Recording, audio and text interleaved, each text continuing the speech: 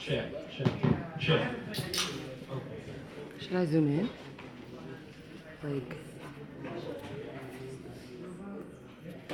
how do I zoom in?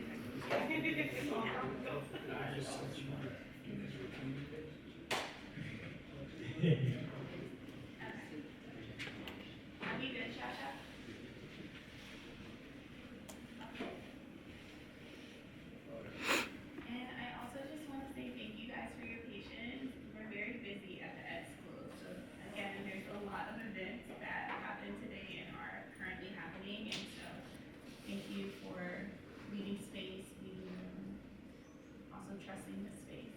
I appreciate it.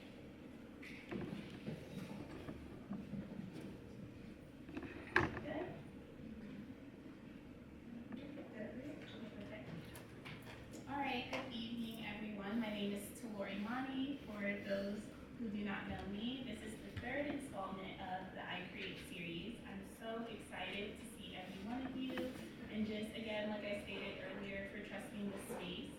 Icreate was birthed out of something that I saw when I got to Hugsy, which is the Harvard Graduate School of Education. We call it Hugsy because when you enter, it's kind of like a hug. But I saw that here, but also across Harvard, we kind of work in silos. So there's a lot of schools. There's Harvard Divinity, there's the Ed School, we have our engineering school, but we don't always come together and we don't always collaborate. And so something interesting about the Icreate logo, if you see the small I, which the small I has been in for a bit, for a few years now, but the dot, which is really called a tittle, if you didn't know, the dot or the tittle is a Wi-Fi card, because at Icreate we believe if the connection isn't right, what are we risking? We're also dismantling red tape hierarchy and also creating a space where no matter what type of practitioner you are or what industry you're in, you believe you are a creator. I feel too often, and at Icreate, we feel too often that when you hear the word creativity or being a creative, you automatically go to the arts or you go to fashion. But Icreate believes that creativity lives within every sector, every space, no matter if you're in science, if you are in fashion, if you are in the arts, or if you're impacting culture in some way or teaching, you are a creator. And so I wrote up something to introduce our guests. We're really excited. This is Julian Brown, for those of you who do not know. And Julian was fitting to be our third guest for Icreate because he is an interdisciplinary leader. He has not stayed boxed in, and he's done so much at such a young age, right? And it is Women's, not International Month, that's next month, but it is Women's History Month. So I do want to say thank you to his mom, Mia Brown, for just being such a powerful, strong Black woman, such an amazing young man. So what we wrote today is the spirit of bold creation is exactly why we're excited about you, Julian. We're joined by a young innovator, inventor, and you are redefining how we think about sustainability and possibility. At just 22 years old, Julian is the creator of Plast-O-Leak. It's a solar-powered microwave pyrolysis system that converts plastic waste into fuel. I don't know much about all of these terminologies, but I'm so excited. I've been following your journey, so I'm excited to learn more. What started as a high school passion project, which is really cool, has evolved into multiple prototypes. And there has been real world field testing, and this invention actually works. And so it gained national attention. You've accumulated almost over 3 million followers around the world. There was a time that Julian went off grid, and I don't know if you're sharing a piece of that tonight. But you have impacted culture in a way that is just tremendous. And so that's why we are welcoming Julian tonight. And if you guys will join me in a strong welcome for Julian Brown.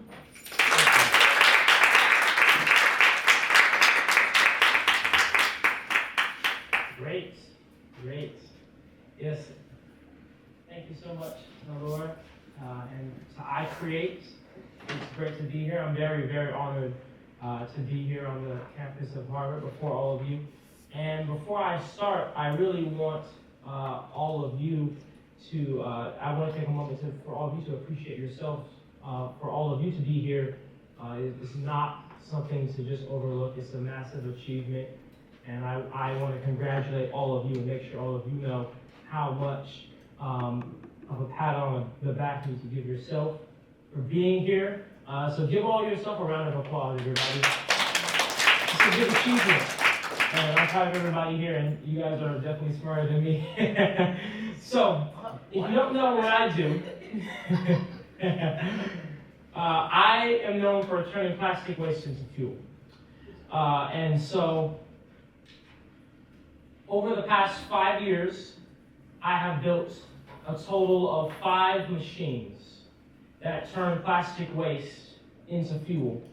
Now, of course, you're probably looking at this and you're saying, like, that math doesn't make sense. There's 6 different little slides here. We'll go over the individual machines. I had different trial machines and all this, but I started when I was 17 years old in high school. That's when I built my first trial machine that you see here, which was literally as rudimentary as it gets. As a matter of fact, I think we have the picture here. You can literally see I had milk bottles, detergent bottles.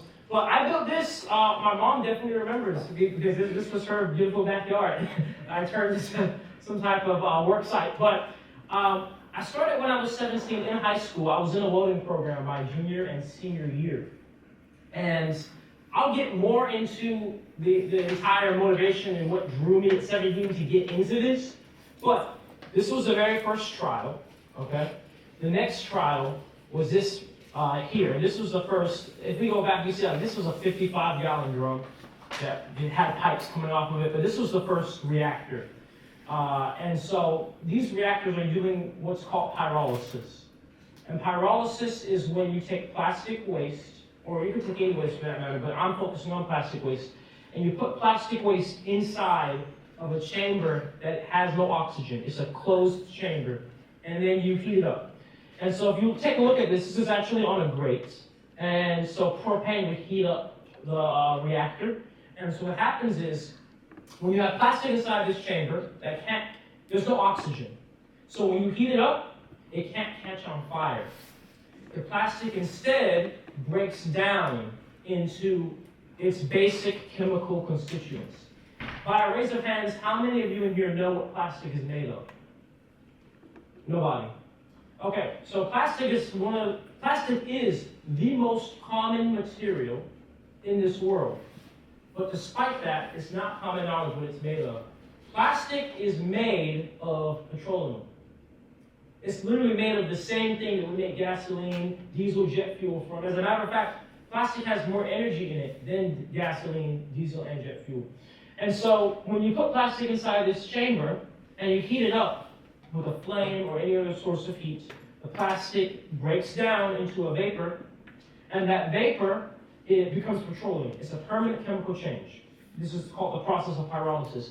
And that vapor, you see these pipes that come up. If we go back here, you'll see I have all of these pipes coming up. So that vapor travels through all of these different pipes. And then it will cool down and condense back into liquid fuel. Okay, so now we'll just go over, this was on my Mark I machine. So this was pretty rudimentary. This machine was heated by propane. This is considered traditional pyrolysis. When we got here, now we started to implement something called microwave pyrolysis. So I started to implement microwaves into the process. So I was telling you how it was heated by propane. This was the first machine that was heated by microwaves. And that's where I really started to innovate in the field. Turning plastic into fuel has been done before. As a matter of fact, the process of pyrolysis was invented by the earth. It's what the earth does to make crude oil to begin with. As I was saying, you take organic matter and you heat it up in an area with no oxygen, right? And think about the earth, things that get buried under the crust. That's heat, that's no air, that's why we have crude oil under the earth. So implementing microwaves stood out to me because when I was running this machine here, and at this point I was also about to graduate high school working on this. It was during the COVID years, so like my teacher didn't know, but when we were on the video calls for class, I was actually literally like turning this machine on and making fuel when we were in class. But I was running this off of propane, and I couldn't help but realize how inefficient it was, because the plastic is on the inside of this thick-walled metal chamber, right? And the heat had to go from the outside of the propane flame to the underside of the chamber and radiate to the inside of the actual chamber, right? And I'm like, that's inefficient. I was just thinking one day around my house, well, what's the most efficient way we cook things in our house? The fastest way, a microwave. And so I started to implement microwaves into the machine. This was Mark 1, okay? This was Mark 2. Big change. It went from square to cylindrical. Mark 3, right here, another really big change. Now it went horizontal. And on the inside of this chamber, I started to implement auger blades. It kind of looks like a gigantic slinky that would then rotate and agitate the plastic while it's in the main chamber. And actually, you know what? I'll give you guys a brief rundown on what happened to all these machines. So this machine, it was square, and so since this machine was square, I never could seal it properly. It always would leak. This machine, I realized that with me loading in plastic vertically, I could not continuously load plastic in while it was operating. So I was always limited to a batch run on the machine. This machine blew up, literally. So this 55-gallon drum, it was way too thin, and so the lid here literally shot off one day, and it destroyed, it crumpled up the entire barrel. This machine right here, this is Mark 4. And this machine is actually the first machine where I really started to make strides, because this machine was the first machine that was very, very well operating, and actually made a good amount of fuel. And this machine took the best from the design of Mark III, but then implemented it into a propane tank. So I literally took two 30-pound propane tanks, cut them, welded them together, and then added all of these different fittings onto this machine. And this was the first machine where I made fuel from it that I put into an engine. And I started to post online a lot about this machine as well. Now, this is Mark 4.5. This is the latest machine, and this is the machine that most people online know me for. This machine, I'm based out of Georgia, but this machine was built in Alabama. And this is the biggest machine yet. You can see the scale of me standing next to it. I mean, in total, the machine is almost the size of a school bus.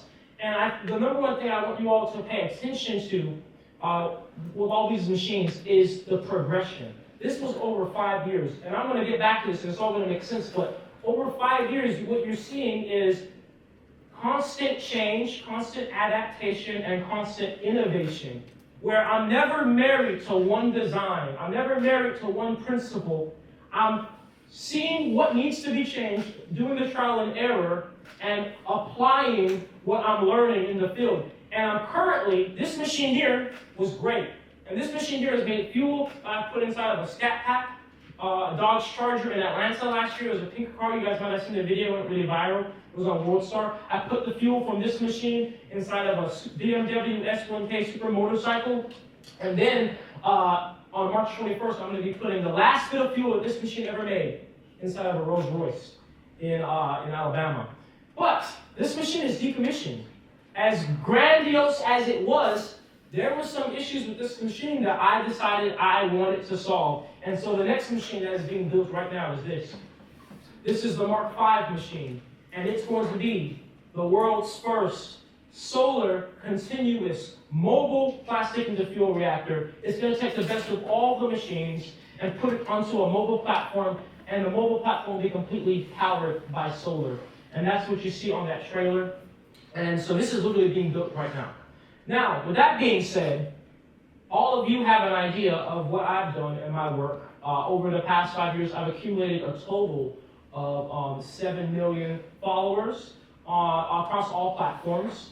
And at this point, I'm building my 6th machine. But the most important piece about what I've done is not exactly the physical side of it, but more of what it means for the world. Because, you know, as I said in the beginning, it's a huge accomplishment for all of you just to be here as students, and that should be absolutely celebrated in every way. But what we see in the world often is we have the means and the intelligence and the tools, but we oftentimes lack the application to make a difference. There's this thing called intelligence procrastination, where essentially you kind of become almost too smart for your own good, where you're so intelligent that you, instead of taking action and starting something, you're almost kind of reasoning yourself out of it, where you're like, well, I could start this business, but why should I if I could just go work this job and get this money quicker, or if there's a risk of me failing, or, so you almost put yourself in this mindset of not taking action because you're rationalizing so much. And that's something very, very common in this world. And I'll tell you guys from experience in building every single one of these machines, yes, it does take a certain level of brain function to build these, for sure, but it also takes a lot of faith to build these. It also takes a lot of almost irrational thinking to build anything, for this matter. Because here's the thing, especially when you're innovating in this world and stepping into something that hasn't been done before, there's not a blueprint. There's not a layout. When I started at 17, and we started with the machines that run off of the propane. That was common knowledge. You could look that up and find a guide. I literally did online. But when I said I want this to run off of microwaves because I saw a vision on it being more efficient, and that's how the world needed it, I had to step into that myself. There was no guide to do that. And so on a piece of paper, logically, it's like, well, why would I start this? At this time, I'm literally in high school. I don't know anything about electronics, radio engineering, anything about chemistry. To this day, I'm still self-taught. But I had to have that type of almost irrational faith because I knew that there was something that needed to be done for the world. And so I wanted to also go way back and actually talk about what it took, or where my mind was at when I was 17 and when I did start. So when I was 17 in welding class, as a matter of fact, when I was in 10th grade, my environmental science class showed us this video where they showed the states of the ocean and just how bad the plastic is, the animals, everything's suffering. And during the entire video, I was thinking to myself, well, I'm not contributing to the ocean plastic because I'm putting plastic in the recycle bin. Right? In fact, I encouraged my parents to pay for recycling. But at the end of the video, they said, guess what? Even if you're putting plastic in the recycle bin, it's not really helping because they recycle less than 1% of it. Meaning, if you're lucky if you put 100 water bottles in a recycle bin, that one gets recycled. And that was the end of the video, the documentary. They left it on that note. They left it on a doom and gloom note of there's this horrible problem in the world that's humongous, and there's no solution. And that never left me. And so when I became a welder in high school a little bit later, that same thought of what can we do for plastic stayed in my mind. And I kept asking why. And these are the steps when you want to start anything. The first step is a few questions. You ask why and you ask how. I asked why is the plastic issue a thing? Why are the oceans like this? Because they don't recycle. Okay? Why don't they recycle? They don't recycle plastic because it turns out we've been told that they do, but they only can recycle plastics that are clean. How many plastics are clean? They can only recycle plastics that are one plastic at a time. That's very rare. A single water bottle has 3 different types of plastics. The wrap, the water bottle itself, and the cap. Those are 3 different types of plastics, right? But then here's the key. I asked why, and when I figured out why, I didn't stop. Then you know what I asked? I said, well, how? How can we recycle? And then that's where I then learned what plastic is, that it's made of petroleum. And so when it comes to all of you and anything in your life, you have to start there. You have to start with the why and the how, because we all have been put here and bestowed missions.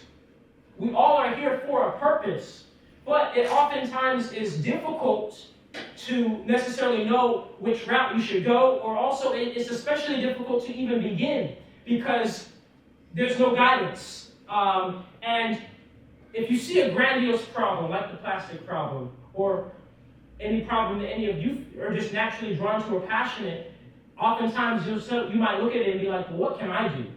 But that's not a part of that question prompts. You have to ask, why is this problem existing, and how can I do something about it?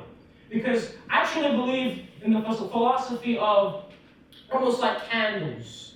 Like if the world's problems are a whole bunch of unlit candles and the goal is to light these candles, you can light all the candles with one candle, right? You have to start somewhere. And so, my goal is if I can inspire somebody to be just as passionate about building things to change the world, if I can inspire just one person, then that's a mission complete to me. Because I believe that in finding solutions to big problems like this and doing it, going out and saying, we can do this, if we all apply that same mindset, then the world will quickly change. Because all of you here are very intelligent people. But that oftentimes can also be a hindrance because you can almost think to yourself, well, maybe I shouldn't apply my intelligence to this big issue where it may get nowhere. But that's not the case. It's never the case. Because any stride, any amount of effort and energy you put into something has to go somewhere. Energy cannot be created or destroyed. And that's just a simple law of the universe. And so, what I want everybody to always remember is the importance of never telling yourself, I can't. That needs to get out of your vocabulary. You don't even say that inside of your head. You never say the word can't, because when you do that, you immediately shut down your own brain's thinking of how something can be done. There's an inevitable duality in the universe, and that is, if there's a problem, there's a solution. As a matter of fact, that's what my mom taught me when I was really young, and I never lost that, because that made me, that always opened my mind to think, no matter how big the problem was, whether it's the plastic problem, or the global warming problem, or any of the many problems we have in this world, if there's a problem, there's a solution. And most importantly, and this is something I've seen, the world is ready to receive what you have to give the world. And that's powerful, that's deep. Because I, for a while, thought in doing what I did, I may not be received by the world, especially because I was self-taught. As a matter of fact, what happened in my journey was I was enrolled in university, and I got accepted into this grant program, the 776 Foundation. But one of the requirements was, if you're a part of this grant, you either need to already be done with school, or you need to drop out because you need to do your research full time. So it's $100,000 over 2 years, but that was a stipulation. And I thought to myself, I was like, man, this might be a once-in-a-lifetime thing. And I can go and get this grant. And if I fail, I can always come back to college. Or even if I don't fail, even if I want to go back to college, I always can go back. But let me take this one opportunity. Once again, kind of not the smartest decision on paper, right? Especially because I was already in a university, a home base, the professors knew me, they knew what I was doing. But I took this leap of faith of saying, I see a route in which I might be able to achieve where I need to go, and let me go there, and I'm not afraid of messing up. And I'm not afraid of failing, because you can only fail when you give up, right? If you don't give up, it's just a stumble. And so that's where your mind has to be when it comes to anything. Your mind has to be almost in the perspective of like a plant, like a tree in a way. Because a tree, trees have thousands of branches. You know how many branches they lose every year? They lose a ton, but you never see that. That's not what you pay attention to. You pay attention to all of the new growth. That's what's seen. Because internally, just like you and I, a tree knows that their purpose here is to grow and to spread and to nurture the entire forest. And that's how I see every single one of you and every single one of us as a piece of the solution to the world. Because here's the thing, I know that there are far more problems on this earth than the plastic problem. But I also truly believe within my heart that if I give all that I have towards this and towards showing people what's possible within them, I truly believe the people that are here, which I know all of you have it within you, the people in this world are already here to solve their own niche problem, and we'll all come together to make the entire world a better place. I truly believe that. And I see that every day. When I've done a host of events, like for example, when I ran the Dodge Charger off of my fuel in Atlanta last October, there were over 1,000 people there. And this was 1,000 people of every type of person, every race, every religion, every type of person was there, because we all know that what we see in this world is an injustice. What's happening to each other, what's happening to the earth. We know this. People are ready for the change. People are ready to accept it. What people need is they need you to give it to them in a way that they can understand it. And social media plays a huge part in that. You see, this science can get very complex very easily. I could be here talking about how we are thermally depolymerizing the hydrocarbon bonds of plastic waste. Or I could just tell you that I'm making 110 octane fuel from plastic. But the point is, how it's presented to people is everything. Welcome in, guys. How it's presented to people is everything, and social media helps to tell with that. Because there was a time where this type of thing, you're only going to really get the attention of scientists, right? But through social media in this world, I've been able to get the attention on doing some advanced science from everybody. And that's a very important strategy that you have to implement. Welcome. That you have to implement in what you do, because that's a part of the world, and that's also one of the best parts of this world that we have nowadays, the social media. Even though, of course, it can be distracting, it also is such a powerful tool to bring people together. Because there's never been a time in this world where we have been able to reach so many people at one time and share a message that people would otherwise never see. You know, between social media, between AI, the truth is all of our world issues should be solved. We have all the tools at our disposal. Just everyday people. You don't have to be somebody in the military or whatever. These are tools that we all have access to. And so in my journey, I almost saw it as a responsibility. I almost saw it, especially, like being born in the United States and having a lot of access to like schooling for welding and to an unfiltered internet. I almost felt an obligation, as if it's what I owe to the world, to give my all to build a solution towards a problem that can help everybody. Because, of course, we know the plastic problem, it's in the oceans. It's affecting certain nations in the world more than others. But the truth is, we all are one. And anything done to one person on one side of the world affects everybody else. And we see that now. At the time when I really became passionate about turning plastic into fuel, they didn't even talk about the microplastic issue. Now that we know about the issue, did you all know that 0.5% of the brain is now microplastic? What? 0.5% of the brain is now plastic. 0.5%, and it's only 2025. Microplastics have only been around for probably at most 40 years, and already 0.5% on average of everybody's brain is made of plastic. That just goes to show how a problem affects everybody. And that also goes to show why I became so upset when I saw no solution, but only a problem presented. Because what is that doing in our minds when they show us documentaries in school or on the web or on the news about these issues in the world, and then it just ends there?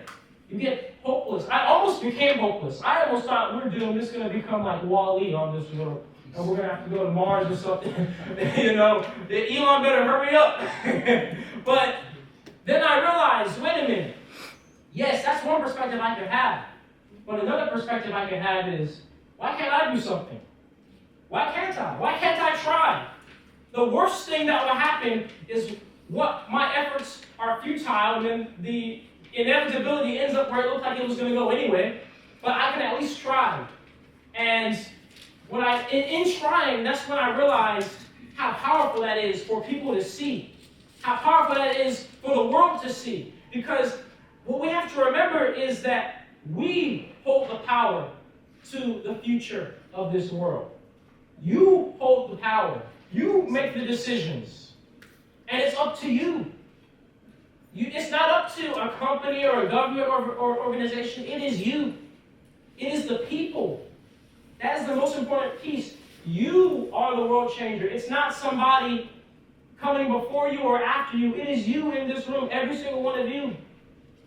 You are that that solution, that light that the world needs. It is you, and you need to apply yourself. I know you all have the intelligence. I know you all have the drive. That's why you're all here right now. But you need to apply yourself, and you need to be ready to take a few stumbles and get back up at it. You have to, because that's a part of it. As a matter of fact, I'll tell you one of my stumbles. So I'm building reactors that literally make gasoline in my backyard, in my parents' backyard, when I'm 18 years old, right? And I think inevitably everybody's first thought was either two things. Either one, you're going to blow yourself up, or two, the government's going to get you. But I blew myself up, okay, literally. As a matter of fact, look at my foot. You see that? It looks like a bit of vitiligo, but that's actually second-degree burns I got. That was almost 2 years ago.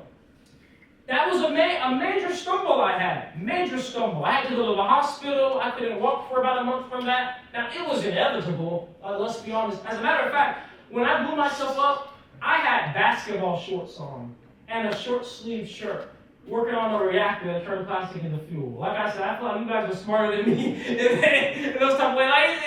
But I learned it was a major learning experience. And since then, I never blew myself up since. Knock on wood. I'm not going to blow myself up again, but the point is, that was a learning experience. Now, I could have given up then. I mean, I feel like that would have been a reasonable cause, not only did that happen then, but after I blew myself up, my mom was like, get the hell out in the backyard. If you don't get that reactor. So that's why I was showing earlier, this reactor was moved to Alabama, despite every reactor before. All of these were literally in my parents' backyard in Georgia. The beautiful, you see my mom had the beautiful palm trees in the background and stuff. But this one caught on fire. I didn't mention that, did I? This one almost caught their house on fire. But anyway, yeah, that one was in Alabama. Yeah, see, but learning experiences, all right? Because I have not almost set a house on fire since. But this one was put out in Alabama because I had to get out of the, I don't know how we never had the HOA called on us. You know how, Mom? I don't know what. That's crazy because our HOA doesn't even allow you to have like a trailer parked in your driveway, but we never had the HOA called on us. The neighbors must have been one with the mission. But this mission was out in Alabama because I had to go out there, and this machine, when I had to drive out to Alabama, was a 4-hour drive one way. Every day to work on this, and a 4-hour drive back. And I did that for a year and a half. Okay? And trust me, if there was reasonable cause to quit, if it wasn't after blowing myself up, or after almost setting my parents' house on fire, it definitely would have been to drive 4 hours to go in the middle of country nowhere in Alabama with mosquitoes and gnats, to come out in 100-degree weather. As a matter of fact, guys, I'll tell you how motivated I was because of those mosquitoes out there. Because it'll be 100 degrees and the mosquitoes will still be biting with full sun. I literally developed my own all-natural mosquito repellent because of being out there. I kid you not. It's literally a whole other branding company I have where I sell like all-natural deodorant mosquito repellent. But that's how bad those mosquitoes were. But that's a perfect excuse to quit, right? But guess what? If I had just given up then, that would have been the end. That would have been it. Oh, okay, he built a few reactors. He had the vision of, wanting to turn plastic into fuel, and he blew himself up, and then he had to move 4 hours away, and then, he gave up because that's a lot. And that's reasonable, but that's almost where the irrational side comes in again, right? Where I'm like almost not thinking as directly intelligent because I almost have this mindset of like, I started this, I'm going to finish this. Because I'm not going to start something that I'm not going to see through to the end. I remember when I was first doing research to build my first machine, this one here, the one that I showed you ran off of propane, right? I was looking up guides on YouTube and on the internet on how to build this.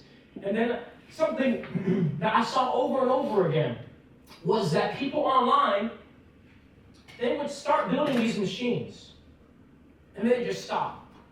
They just give up. And I thought to myself, this is such a dire problem, the plastic problem.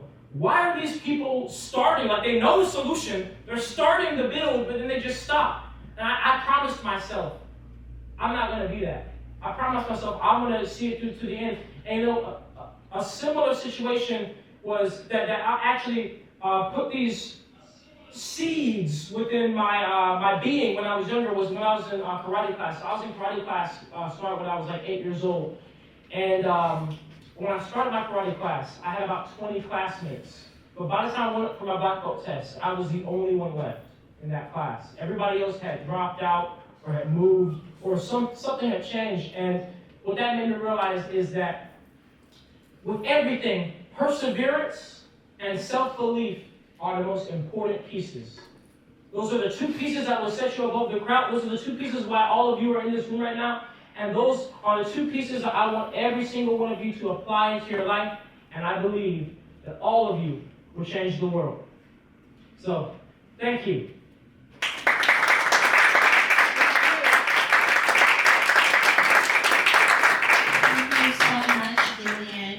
Entering our Q&A phase of tonight's evening. Again, thank you guys for trusting the space. I know we started a little bit behind schedule, so I appreciate you sticking with us. And then we have our first question in the back, and then what we'll do is just raise your hand. How we like to do at Icreate is introduce yourself. I usually like you guys to stand up, introduce yourself, share what program or school, what you're working on, and then follow it by the question. Thank you. What's happening, bro? Hey. Johnny Reed. I'm a doctoral student now. However, in the real world, I'm a mental health professional, and I write laws that make learning about mental health education mandatory in schools. And so, generally speaking, I was just curious to know, what was the last thing that scared you, bro? And what did it take to overcome it? Sure. The last thing that scared me was last year. I had a very serious cybersecurity attack where it wasn't just like an Instagram account was hacked, my entire phone was hacked. So I had an iPhone at the time, and my iCloud got compromised to where these hackers had access to literally like turn my phone on and off, wipe it, reset it. At one point I turned the airplane mode on, they turned it off, and of course they had access to all my stuff too. And that was a moment of true fear for me because I felt completely powerless. I'm building these things physically. I'm not a cybersecurity expert, and the world nowadays, cyber stuff is so integrated into our life where it's like they were leaking my address, my parents' address, family. So it's just, I was like, oh my goodness, what are we gonna do? It was the most stressful period in my life. I feel like I aged 10 years, but I hope I don't look like I aged 10 years. But anyway, yeah, what got me through that was, for one, my foundation of when I started. Because, some of you may be surprised to hear this, but, when you do something great, you're going to have a lot of people that don't like that you're doing something great. And you're going to have a lot of people that want to kind of pull you down or discourage you. And that's been a huge part of my journey. Just as much as I've had all the support, I've had a lot of security threats and death threats and all these type of things. But what's got me through it is the mindset I set myself in the beginning, saying I'm doing this to finish this. But also, I thought to myself, because here's the thing, when they hacked into all my stuff, this is why I went MIA last year. I went off grid. I disappeared from the internet for almost a month, and the whole world thought I was kidnapped. And this is why, because this situation was happening. But here was a real deep piece. When they got into my stuff, they didn't, like a lot of hackers usually try to make, especially if you have a big account with millions of followers, they're going to push like a scam, try to get money from your following or something like that, or get attention from themselves, right? They did none of that. All they did was they did things to try to break my spirit and make me quit. And I thought to myself, for one, if I give up now, then I have put myself and my family in a whole new world of exposure to threats and danger for nothing. And everybody who looked up to me that I promised that I'll never quit, but I just broke that promise. But then, if I also give up, they won. And they could have deleted my accounts. I just make them again. They could have done whatever. As long as I don't quit, they don't win. And so, that was the toughest time. That was tougher than even when I blew myself up. Because at least when I blew myself up, that was in my control. I knew how I did it. I knew how not to do it again. But that was a whole other thing. So, yeah. I appreciate it. For sure. Thank you. Hi, can you hear me? Yeah, hi, my name is Kiki Cooper. I am a graduate student at the Graduate School of Design, studying 2 masters in urban design and design studies.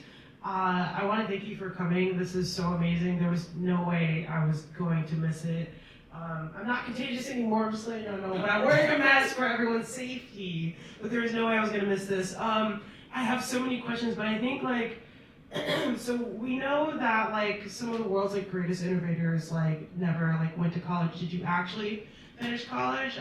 So you said that you got the 776 Foundation grant. I want to know, there's multiple questions lined up in there. At what point, which reactor did you start with that funding for those 2 years? And then also it's as you move into this next phase, we know commercialization is fundamentally the goal, or just if you want to better the world, it's you have to talk to the people who control all the things. Are you doing that, or are you trying to do it your own way? We know that there's inherent risk involved in that. I just want to know logistically what are the next moves to actually get this on the market. There are other science questions that I have, but I'll just stop there. Sure. And great questions, by the way. Thank you. So to answer, first of all, I did not finish college. I left after my first semester because that was the same timeline in which I received the grant. I received the grant at this point almost 2 years ago. By the time I got the grant, what happened, or right before, before I got the grant, and when I was enrolling into university, I was currently tinkering with this machine here, the Mark IV machine. And this is the machine that never blew up, but it did catch on fire and almost caught my parents' house on fire. So then I had to stop, I had to decommission it because of that. And I also had to promise them that I was never going to turn on another machine in their backyard, which I broke that promise because I built this monstrosity back there. But this is what I built when I got the grants. Hence also why it got a lot bigger, because at that point I didn't have funding. And then at the same time, I also, at this point, I think when I first started this machine, this entire chop chamber wasn't there. It was just this when I was building it in my parents' backyard. All of this came after. But anyway, at that point, I think I had just hit 1 million followers on TikTok, so I also was getting a lot of donations rolling in. Now, in terms of commercialization of the next design, that is the thing. And so this is the whole point. This is going to be mobile and decentralized. And now I can manufacture and sell these trailers directly to municipalities and companies, right? Because at this point, we know I make fuel. We know it's some dang good fuel. You go to the pump 87, 93, mine is 110.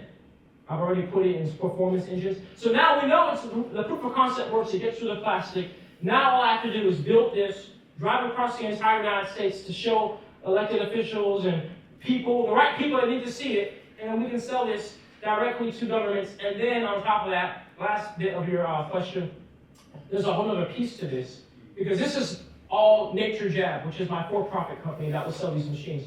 But I just started my non-profit company, Jab Innovations, which will be raising money to do research and development to implement these same type of mobile machines onto boats. And these boats can go out into the ocean and then process the plastic into fuel right there and just stay out on the ocean inevitably until all the plastic is gone, because they have all the fuel they need. So, yes. Okay, never mind, I'll stop. I have so many more questions. Okay. Okay. Hi, my name is Sophia. I'm a master's student. And I'm really intrigued by you talking about energy, right? Energy cannot be created or destroyed. And just faith in creating. I'm not into the science stuff, right? I'm more so just higher education. But I guess for me, what keeps you grounded in that, right? Because as humans, it's so easy to let our brain funnel into maybe I can't, or the logistics, right? So are there any practices that you practice either daily, or I know you have an amazing mom, clearly we can see that, right? But yeah, what are the practices that keep you grounded in terms of keeping that mental state? For sure, that's a great question. It really is all internal with this, for sure. It's a real internal fight before it's ever an external fight. And how I really like to keep myself grounded, because a lot of this, like I said, it really is sometimes just pure faith. It makes no sense how you're going to put this together or how it's going to keep working.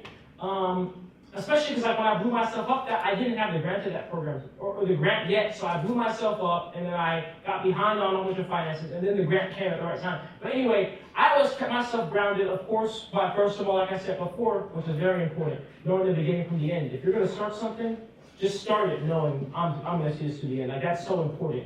Because if you start something and you're like wishy-washy, then when it gets really tough, you're going to quit. You have to lead some resistance. You have to know from the beginning, are you going to be the water that just, goes off path, or are you going to be the water that channels down and makes the Grand Canyon? You have to know that in the beginning, because then that is the root and foundation of everything. But what I like to do, now that I know I'm not going to quit, what I like to do in my daily life to make my life easier doing this type of crazy work is I really value peace of mind and mental clarity a ton.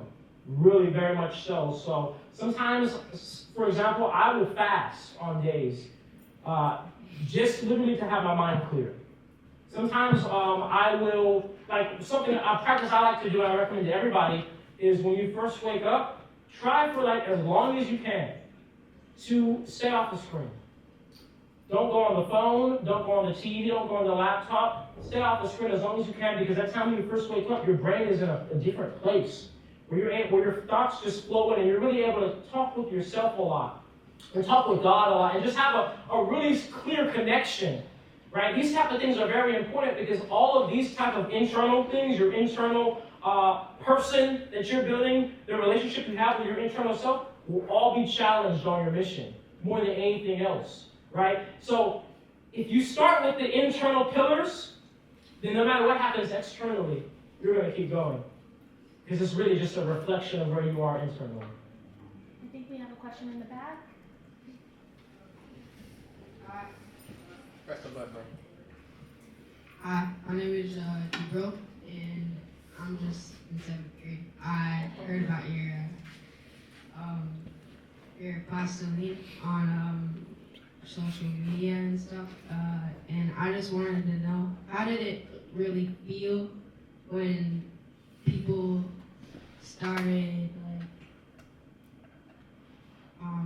supporting you and having your stuff worldwide? Everybody, well, most people know about it, and how did it feel when you really nailed it?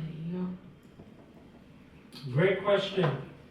When I really started to pick up notoriety for what I did, it was such a deep motivator to me, and it felt so empowering because I didn't know if the world would ever have the same passion I had for this. Is the same level of I will lay down my life to continue to implement solutions and to try to inspire people in every way I can. And so when I saw the level of passion and support and vigor that people have, projected onto me and support they've given to me, almost like through some people living vicariously through me. Like some people I reach out to, they're like, man, when I was younger, I wanted to do something just like that. But I see you doing it. And now I want to give you as much energy and support as I can. So when I saw that, it kind of, in two ways. Of course, it felt amazing to have that much support and the outreach. But it also kind of deepened the responsibility and almost the burden I felt too, because now I felt like, now I definitely can't quit. Because now, if I give up now that tells people that, okay, start something that's really world-changing and innovative, keep going even after you blow yourself up, just to give up. Now it's not a choice. I literally have to see it through because I have to leave the precedent for all present and future generations to know what they are capable of. So that's how it is. Next question?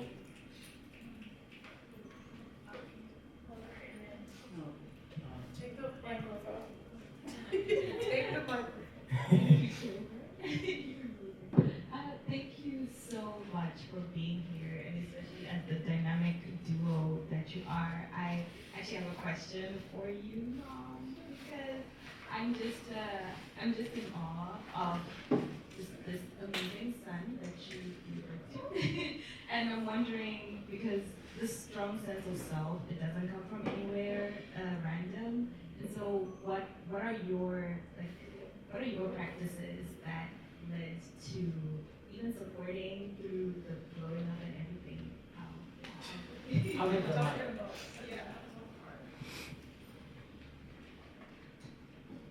First of all, I'm so humbled that you would even ask.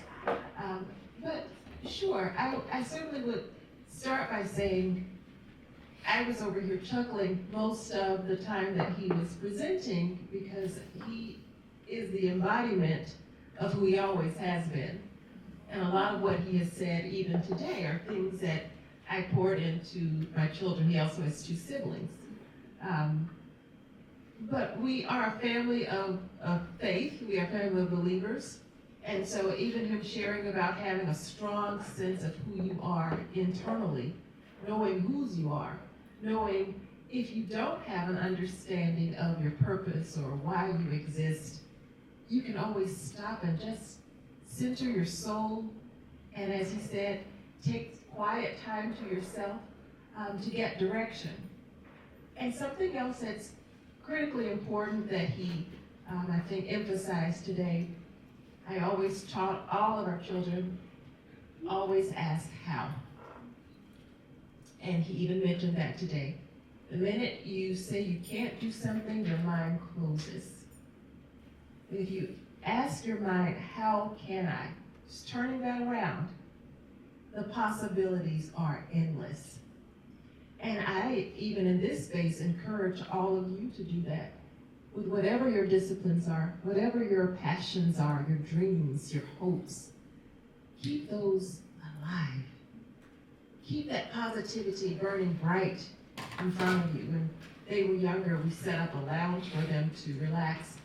And I literally put the words on the wall above the TV because at that time they loved watching cartoons. Dream big, because I wanted them to see that every single day. That it starts with what you are thinking, what you're feeling, what you're dreaming, what you are aspiring to be and do, and you can do it. When you ask, how can I? You'll be able to do it. Next question. Yeah. Yeah. Oh. Can you please ask your question? Thanks so much for your insights, both of you, today. I think that partly answered my question, but I wanted to ask about the way that you communicate. I noticed that throughout the whole presentation and even through answering the questions, you communicate extremely clearly and charismatically. And I think that's really important given that the subject, like you mentioned, is so scientific and there's so many technical details that you could have mentioned, but you noticeably carefully molded it into a presentation that was very easy for people of different technical backgrounds to follow. And I'm super interested in your process with that, how you learned to communicate and why you made certain choices that you did in this particular presentation or other presentations you might make about your work. Like you mentioned, social media, that's a different type of audience as well. So, yeah. Absolutely.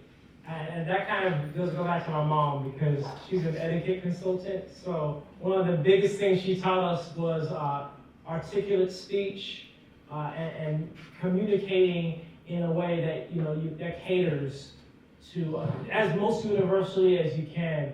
And of course, my mom is an etiquette consultant, but not a pyrolysis chemist. So I had to apply certain, I guess you could say almost like psychological means when I put together like a PowerPoint presentation like this. My thought process is, well, the end goal is we're turning plastic into fuel. We all know what plastic is. We all know what gasoline is. So that's how I started.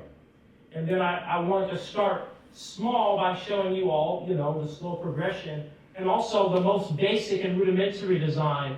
My first machine. This was the only one I really broke down because this is the simplest form of the science, right? Because this isn't a scientific presentation. This is, I want to connect with all of you. I want all of you to leave here with something. And Not everybody's here to build reactors. All of you are building your own things. All of you are your own trees, but we're all part of the same forest.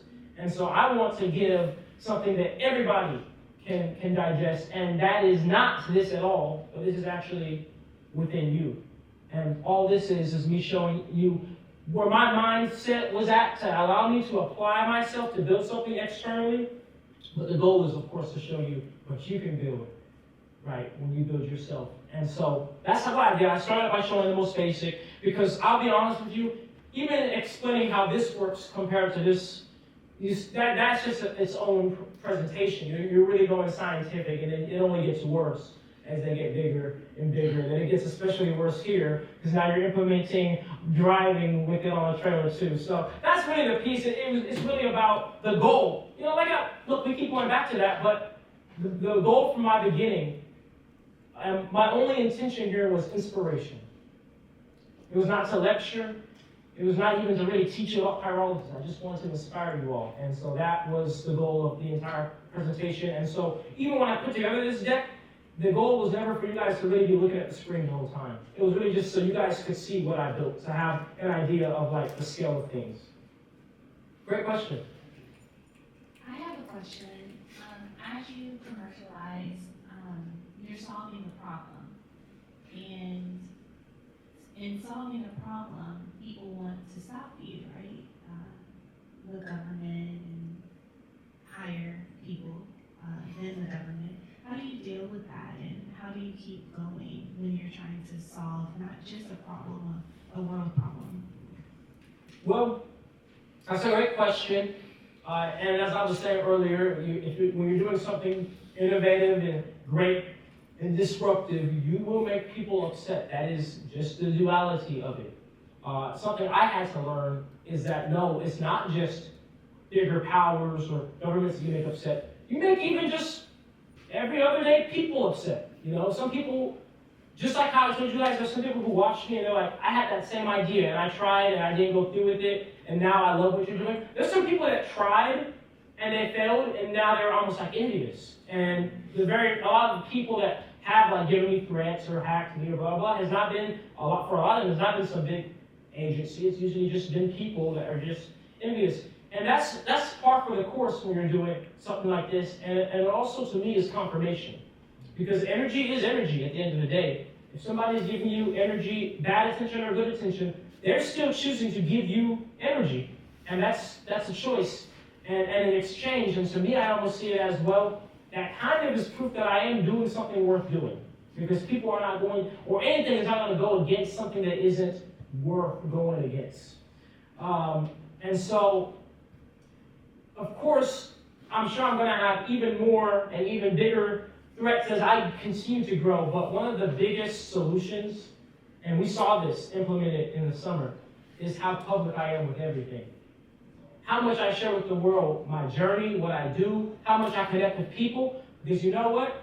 Last year, when I did have to go off the grid because of the cyber attack, nobody was silent about it.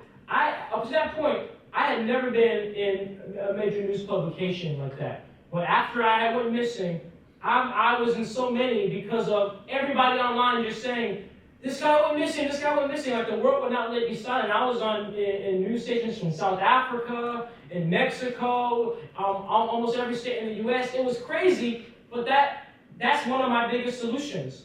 Being public with it, sharing it as much as I can online, and making everybody a part of the journey. Because when I went missing, people didn't just see, oh, this billionaire just went missing, whatever. No, they saw, that's a friend right there. That's somebody that gave me hope, that I was checking in on every day, because I just went there to get hope, and now they're gone. Now I worry about them. And so that's one of the biggest things. And even when I go into like public rooms, and I have big events, I have security. And I also have a lot of other security that even I'm not aware of. People that are just looking out for me and keep an eye on me and just care for me like family. And the only way I've gained that is by giving away all the work I do publicly for the world. Because those of you that don't know, this design and this machine is going to be open source, and it's going to be public, the blueprints. And I mean, it kind of already has been, because I've been on social media posting it anyway. But that's one of my biggest solutions to that. So you kind of literally just like took the next question out. I was like gonna say, how do you quantify it? Like the reason why people like the mass panic that happened when you disappeared is because like the work that you're doing will change the world. Like sociopolitically, socioeconomically, it would rework the way that it would make waste more valuable in a sense. So instead of like trying to, or people like the US selling their waste, like they might be trying to keep it down. So like, and what does that do to the entire ecosystem? So making something like this like open source, it's like, have you thought about like that the way in which like the world would change like after this comes out, and have you thought about the timeline, especially like politically, like we're at war right now, and war is always about resources. So like with that the criticality of the timeline, and the obviously like pressure is a thing. We don't no more explosions, please. But like we don't want any more explosions. But it's like, do you feel that sense of urgency that this is like needed now?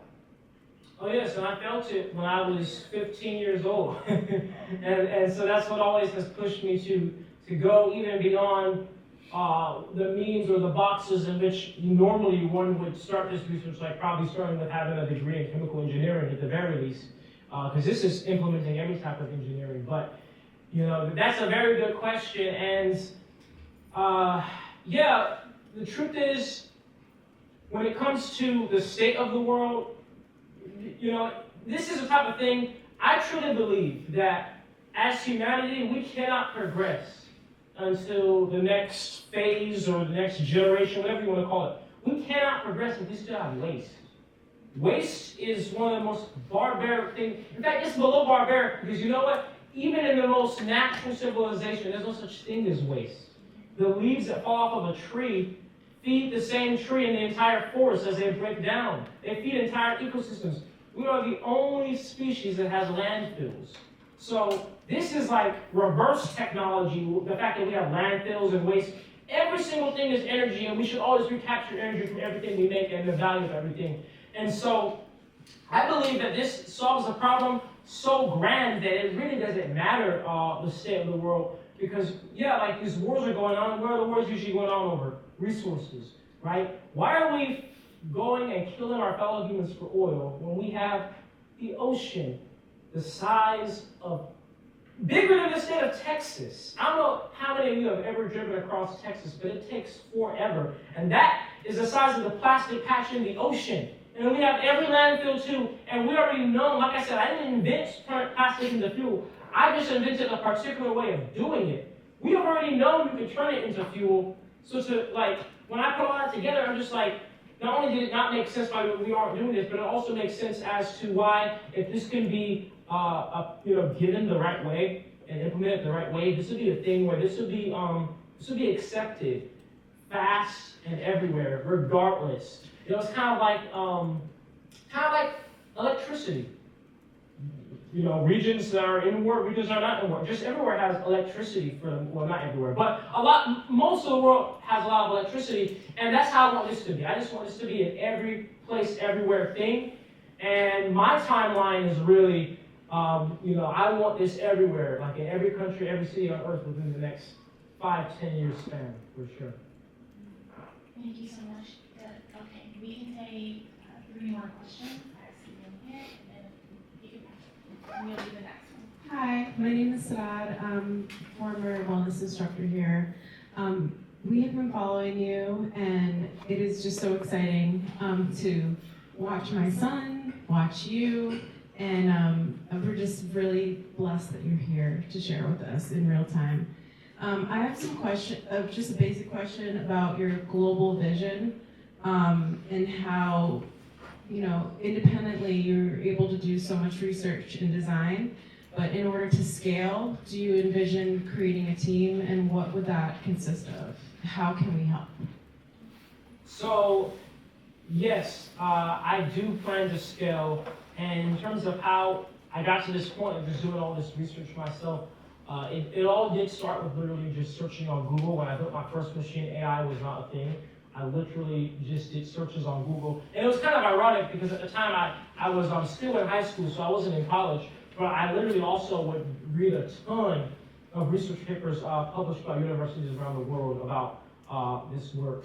And in terms of, as I'm continuing to grow with teens, that's absolutely a thing. As a matter of fact, I didn't mention this, but this machine, Mark V, the trailer machine, is being built right now in Woodstock, Georgia, by my own supporters. It's a community-built machine, and I literally just have a form people fill out on Naturejab.info, and we've had people fly in from Texas, people drive from Chicago. Literally, I'm like I said, I'm one with the people, and we're literally putting this together. Now, in terms of how people can support my work, maybe if they aren't able to get there in person, I do have a few different means. On Naturejab.com, I do have a donation portal. I'm working on my nonprofit website and donation portal. But I also have another business called Jabaroma. This is actually my favorite way for people to contribute because I make all natural products. I make all natural deodorant, lotion, sunscreen, bug repellent, and hairspray that works on every hair type and texture. And 10% of those profits go directly to my research and development, but then it also allows people to get something, get a good and genuine product out of it. And the cool thing is, all of my products on Jabaroma, they come in like plastic, right? But here's the thing, when you're done using the products, you can send me the plastic back and you get 10% off for life, and then we all know what I do with the plastic, right? It's not going in the landfill. So that's those are probably the most direct ways, outside of, most importantly, what you're already doing, watching, sharing, and being here. Like, thank you all seriously for being here. That is the most heartwarming support ever, to have people take intentional time out of the day to be present and be here and be attentive and ask questions. So thank all of you.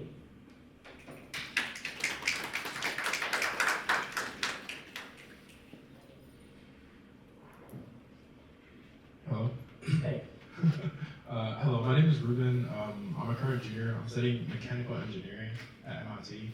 And I'm sorry, I came in a bit late, so I apologize if this has already been answered. But I was curious a bit about like the point you made about resilience and I guess like continuing to follow the mission despite some of the hardships that have come your way. And I'm interested like when you might have not necessarily just a failure, but like maybe a rough day or things don't necessarily go your way. Like what does that recovery process look like for you? And I guess like more generally, like how do you keep yourself going at times when things might be like adverse? Great question, great question.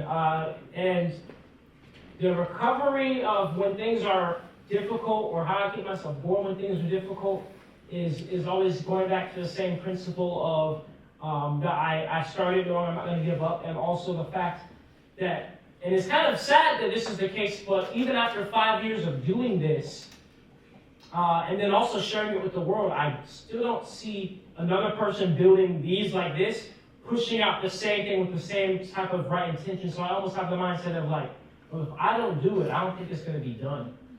And even if somebody was building these externally, are they building them externally with the right place internally? Because I know in my case, for example, the goal of this is impact. The goal of this is not to just be another billionaire, right? Definitely can go down that route, but I want to actually make an impact on this world and change it and give the world something. That's why this is open source, because we need this. And so those are my two motivations. And so, of course, it's uncomfortable when I go through very difficult times, and those thoughts really don't make it any easier. But I almost just kind of see it as I've almost bounded myself to this mission. Like, me and my mission are one. And that is what it is. We need this done. And I'm not going to rest until I see it done. Thank you. Yeah, thank you. Anybody else? Got one more question? One more question. What does JAB stand for? Oh, yeah, that's a really good question. You probably noticed Naturejab, Jabaroma, Jab Innovations. So, Jab are my initials. My full name is Julian Alexander Brown, and it's actually a double entendre. While a lot of businesses have Jab, they all have the fist too, because when I was in karate, I used to go by, when I was a sensei teaching the students, I'd go by Mr. Jab. And then in karate, jab is a punch you throw. And so it's also a representation of a warrior. And so Naturejab, now that means we're fighting for nature. We're fighting for what's right. And so it's my initials, and it represents the fight for humanity and nature.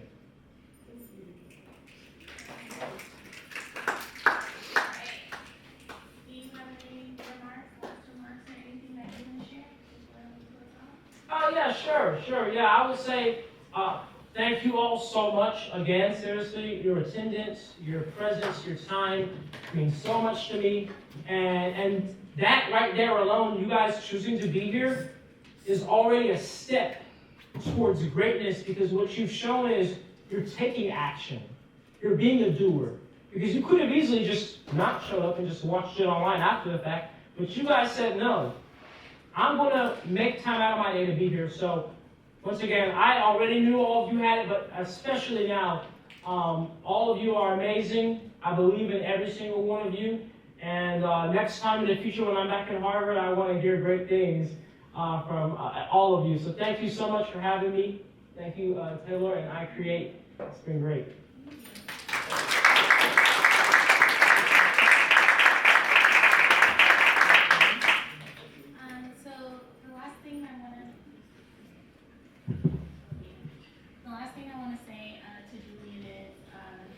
You're more than a creator, right? Your technology is not just creating a technology, it's the mindset. And thank you so much for sharing with everyone the mindset. I think that's very important, right? And I think that is what Icreate is all about. Not being boxed in, being interdisciplinary, and sharing just the lows and the highs of how you're maximizing your potential. So I'm really excited for you. I'm excited to stay connected. We all are, and thank you again. Yeah.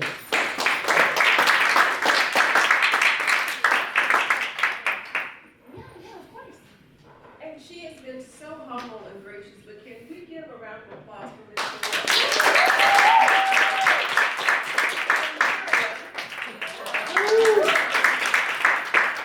incredible that they have put together this incubator with Icreate. It is a wonderful testament of what comes out of community, unity, working together. I think this is a model that can go well beyond the campus of Harvard, so kudos to you. Something like I create fashion. I know you guys know I love water, so if you have tasted open water today, it is Women's History Month, and I don't know if you guys know, it was founded by a woman. So I wrote something. Her name is Jess Page. She's a woman entrepreneur who set out to rethink sustainability within the beverage industry. Her vision was simple but bold: create a product that reduces environmental impact, while also proving that businesses can operate with both purpose and innovation at their core. So please check into Jess Page as well. And I'm all about intentionally purchasing and supporting buy-in, so definitely support her water. Okay? We're going to go into the networking part of the event. You know how we do, take pictures. One thing, we should get a group picture. Yeah, we always do group pictures. I always forget group pictures, that's why I said that. If you guys can meet us out in the lobby, we have the Huxley sign, and then Miriam's gonna take over. Hello, hi guys. Okay, so before you guys go take your group photos and network, please scan this QR code right here so you can connect with Icreate and see our next upcoming events. Okay, hello. Okay, I'm here. Thank you.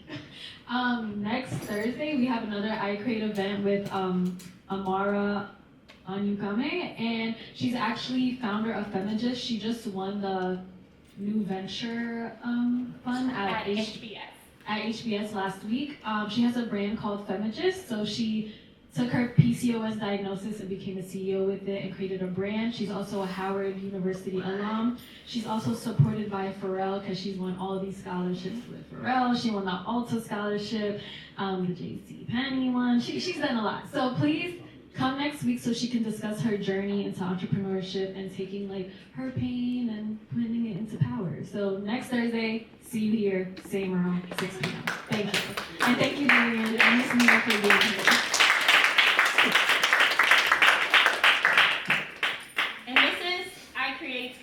partnership coordinator, so thank you. She just brings me back centered. Guys, let's go out so we can take a photo.